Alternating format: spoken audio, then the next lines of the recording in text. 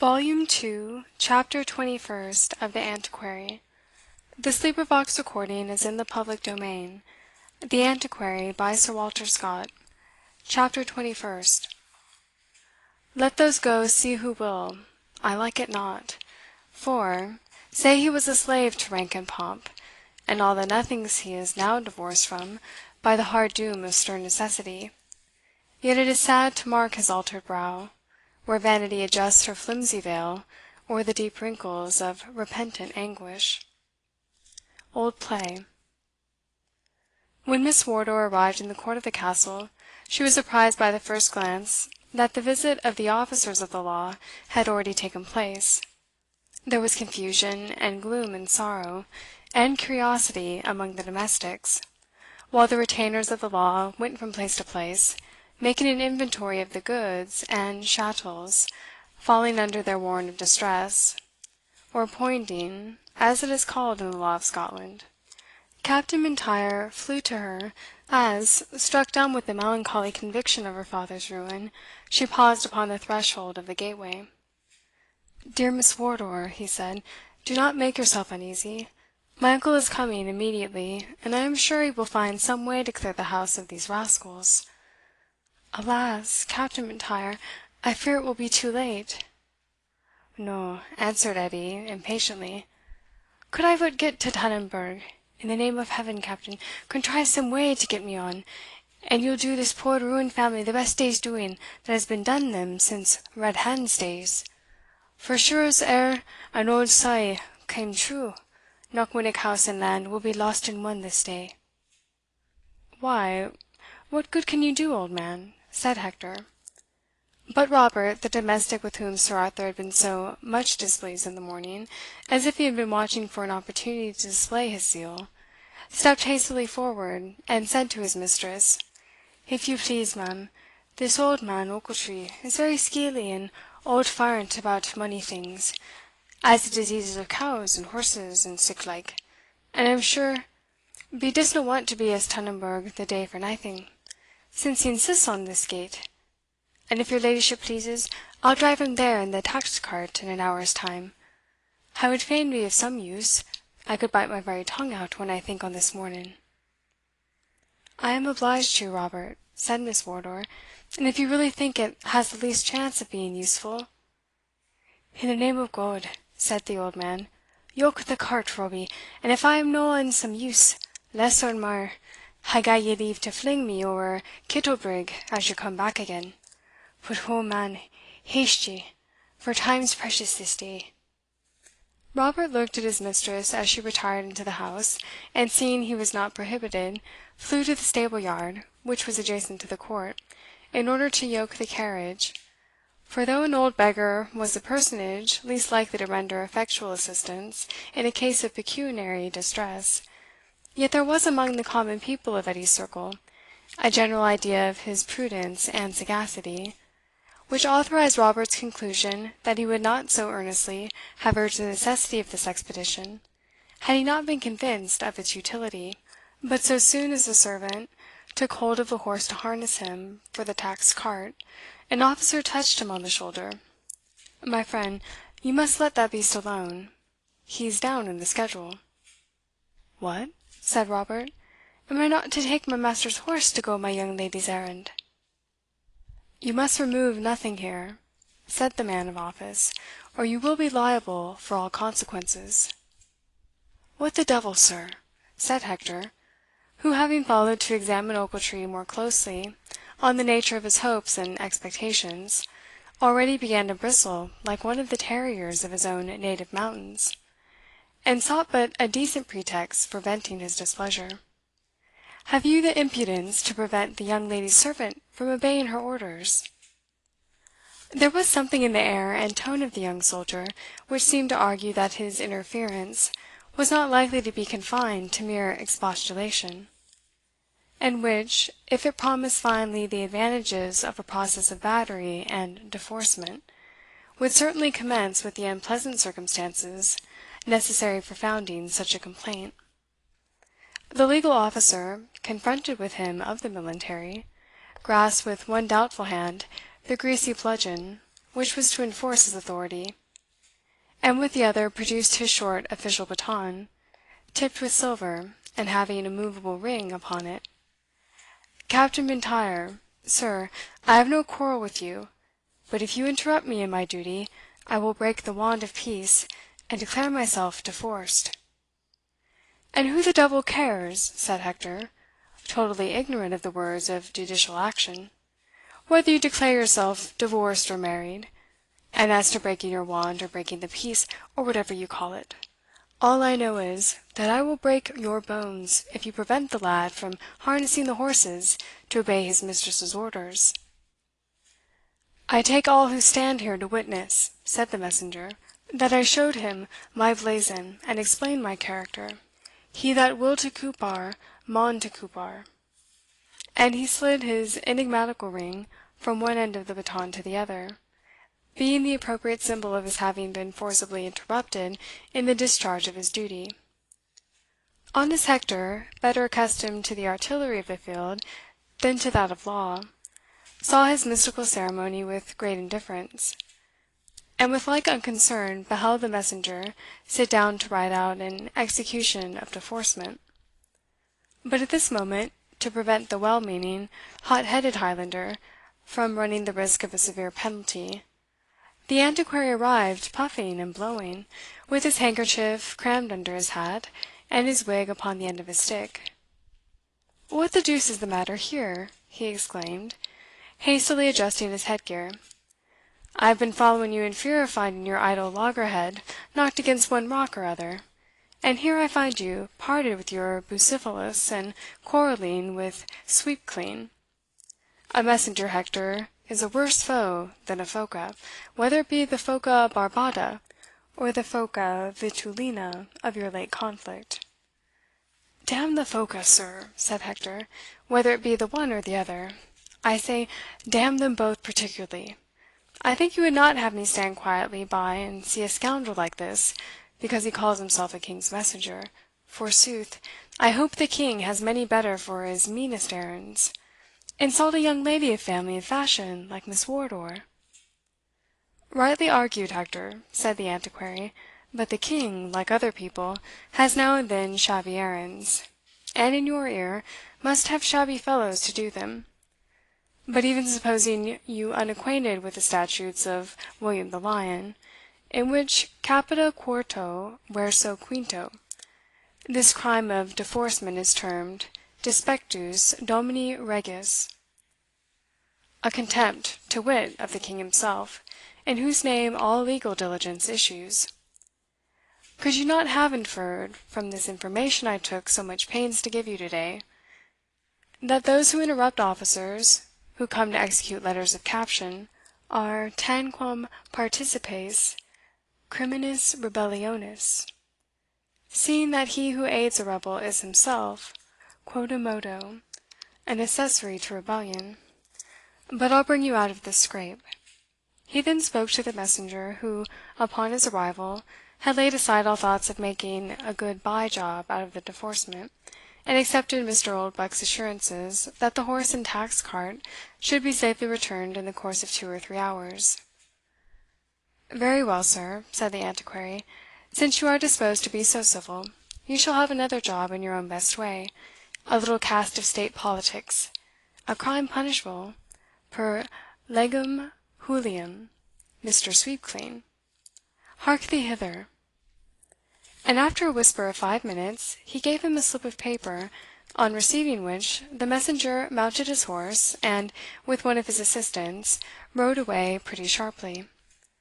The fellow who remained seemed to delay his operations purposely, proceeded in the rest of his duty very slowly, and with the caution and precision of one who feels himself overlooked by a skilful and severe inspector.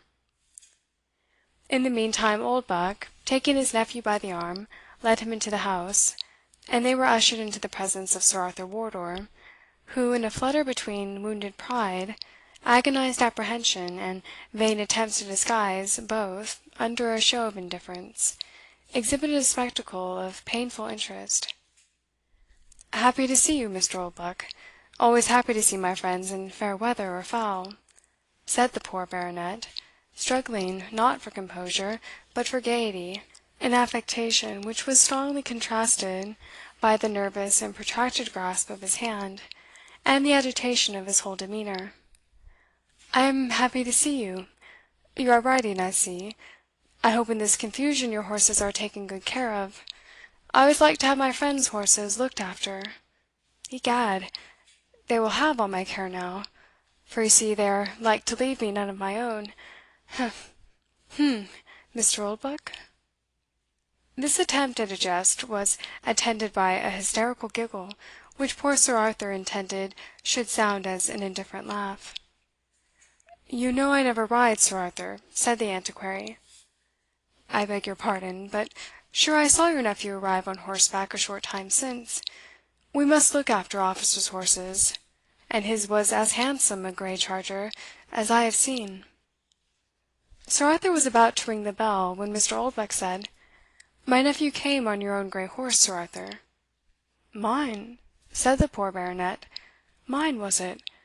Then the sun had been in my eyes. Well, I'm not worthy having a horse any longer, since I don't know my own when I see him." "Good heaven!" thought Oldbuck, "how is this man altered from the formal stolidity of his usual manner? He grows wanton under adversity. Sed peruntae mille figurae." He then proceeded aloud. "Sir Arthur, we must necessarily speak a little on business." "To be sure," said Sir Arthur, "but it was so good that I should not know the horse I have ridden these 5 years. "Sir Arthur," said the Antiquary, "don't let us waste time, which is precious. We shall have, I hope, many better seasons for jesting. Decepera in loco, as the maxim of Horace. I more than suspect this has been brought on by the villainy of Dousterswivel." "Don't mention his name, sir," said Sir Arthur, and his manner entirely changed from a fluttered affectation of gaiety to all the agitation of fury. His eyes sparkled, his mouth foamed, his hands were clenched. "Don't mention his name, sir," he vociferated, "unless you would see me go mad in your presence. That I should have been such a miserable dolt, such an infatuated idiot, such a beast endowed with thrice a beast's stupidity, to be led and driven and spur galled by such a rascal, and under such ridiculous pretences. Mr. Oldbuck, I could tear myself when I think of it." "I only meant to say," answered the Antiquary, "that this fellow is like to meet his reward, and I cannot but think we shall frighten something out of him that may be of service to you. He has certainly had some unlawful correspondence on the other side of the water." "Has he? Has he? Has he indeed? Then damn the household goods, horses, and so forth. I will go to prison a happy man, Mr. Oldbuck. I hope in heaven there is a reasonable chance of his being hanged." "Why, pretty fair," said Oldbuck, willing to encourage this diversion, in hopes it might mitigate the feelings which seemed like to overset the poor man's understanding. "Honester men have stretched a rope, or the law has been sadly cheated. But this unhappy business of yours, can nothing be done? Let me see the charge." He took the papers, and as he read them, his countenance grew hopelessly dark and disconsolate. Miss Wardour had by this time entered the apartment, and fixing her eyes on Mr. Oldbuck, as if she meant to read her fate in his looks, easily perceived, from the change in his eye, and the dropping of his nether jaw, how little was to be hoped. "We are then irremediably ruined, Mr. Oldbuck," said the young lady. "Irremediably? I hope not. But the instant demand is very large, and others will doubtless pour in." "I never doubt that, Monkbarns," said Sir Arthur. "Where the slaughter is, the eagles will be gathered together. I am like a sheep which I have seen fall down a precipice, or drop down from sickness. If you had not seen a single raven or hooded crow for a fortnight before, he will not lie on the heather 10 minutes before half a dozen will be picking out his eyes." And he drew his hand over his own, and tearing at his heartstrings before the poor devil has time to die. But that damned, long-scented vulture, that dogged me so long, you have got him fast, I hope?" "Fast enough," said the Antiquary. "The gentleman wished to take the wings of the morning, and bolt in the what d'ye call it, the coach and four there, but he would have found twigs limed for him at Edinburgh. As it is, he never got so far, for the coach being overturned, as how could it go safe with such a Jonah? He has had an infernal tumble, is carried into a cottage near Kittlebrig, and, to prevent all possibility of escape, I have sent your friend Sweepclean to bring him back to Fairport in nomine regis, or to act as his sick nurse at Kittlebrig, as is most fitting. And now, Sir Arthur, permit me to have some conversation with you on the present unpleasant state of your affairs, that we may see what can be done for their extrication." And the Antiquary led the way into the library, followed by the unfortunate gentleman. They had been shut up together for about 2 hours, when Miss Wardour interrupted them with her cloak on, as if prepared for a journey. Her countenance was very pale, yet expressive of the composure which characterized her disposition. "The messenger is returned, Mr. Oldbuck." "Returned? What the devil! He has not let the fellow go?" "No. I understand he has carried him to confinement, and now he has returned to attend my father, and says he can wait no longer." A loud wrangling was now heard on the staircase, in which the voice of Hector predominated. "You an officer, sir, and these ragamuffins a party, a parcel of beggarly tailor fellows. Tell yourselves off by 9, and we shall know your effective strength." The grumbling voice of the man of law was then heard indistinctly muttering a reply, to which Hector retorted, "Come, come, sir, this won't do. March your party, as you call them, out of this house directly, or I'll send you and them to the right about presently." "The devil take Hector," said the Antiquary, hastening to the scene of action. "His Highland blood is up again, and we shall have him fighting a duel with the bailiff. Come, Mr. Sweepclean, you must give us a little time. I know you would not wish to hurry Sir Arthur." "By no means, sir," said the messenger, putting his hat off, which he had thrown on to testify defiance of Captain M'Intyre's threats.